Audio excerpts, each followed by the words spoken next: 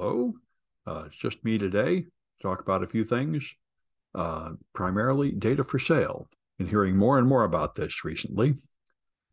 The Catholic group bought a bunch of data to see who had been using Tinder and other gay dating apps in order to out those priests.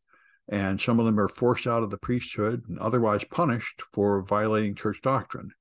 So that is got a lot of interesting issues, but the most immediate one of interest to me anyway is the exposure of private data that's for sale. So if you use an app, your data is just collected and then sold apparently willy-nilly and apparently legally to anybody.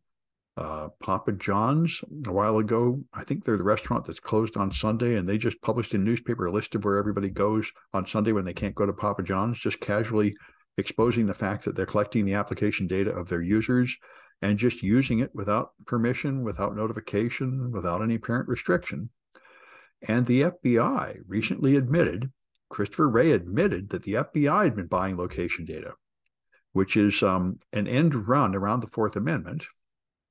And I think he said it's just a trial program that has ended, but that's what we were all afraid of, is the police have all these rules and how they're allowed to spy on you, but they could just buy the commercial data that's collected for purposes of targeting ads.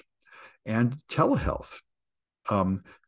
There's a telehealth startup called Cerebral, which collected data from patients where they had to fill out a form and then for they get their and list their medical problems, and all that was being sent straight to major companies, I think including Facebook and so on, showing that they were in order to target ads. All this is for targeting ads, but the result is the data is just collected and retained and sold and resold without apparent restriction in the United States, which lacks any significant privacy legislation.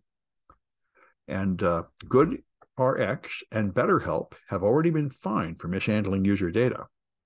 So it's our very weak protections like HIPAA occasionally take effect, like it did with Cerebral, but there don't seem to be any actual laws that restrict this process in a great many of cases. So it's an area where we certainly need improved privacy legislation. GitHub has an ominous warning. They now and make it possible for you to put in your profile, you can select your pronouns, but they warn you that if you do select pronouns in your profile, that will become visible to the public, and that may implicate you in a crime in some states. Now that many states are greatly cracking down on transgender, the very idea that you use pronouns may come up in court as evidence as they try to prosecute you for being transgender, receiving transgender care, perhaps parts of these anti-drag laws and all that. Your history of what pronoun you chose may be used against you in court, just like women's history of their periods can be used against them in court to prosecute them for abortion, which is certainly where it's going. I think there are 3 new bills that want to prosecute women for getting abortions, prosecute them for murder, which is certainly the way it was done in medieval Europe, which seems to be the current legislative goal of both the Supreme Court and the Republican Party.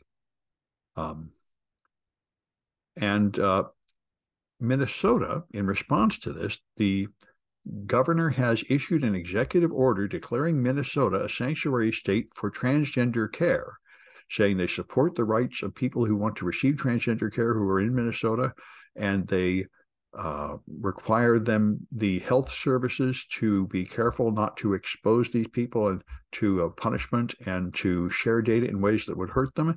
And they also include protection from extradition, which is a big issue because a law was passed recently, or law is under consideration, I think, recently in Tennessee, saying that parents should be allowed to kidnap children back from other states if their parent there is regarding them as transgender and letting them have transgender care. It should be considered a rescue to take them back from there. So this does seem to be the culture war heating up, with the red and the blue states lining up to battle over it, very much like the first Civil War, when one of the big issues was escaped slaves and how you would go kidnap and return escaped slaves. A very similar issue. China's cutting-edge chip dreams seem to have taken a major blow, because China, in order to create modern chips below 10 nanometers in size of the conducting channels. They need extreme UV technology, and they don't have it. And they were going to buy it from the Dutch, and the Dutch has blocked it. So it really seems like this reminds me very much of the run-up into World War I, what little history I understand.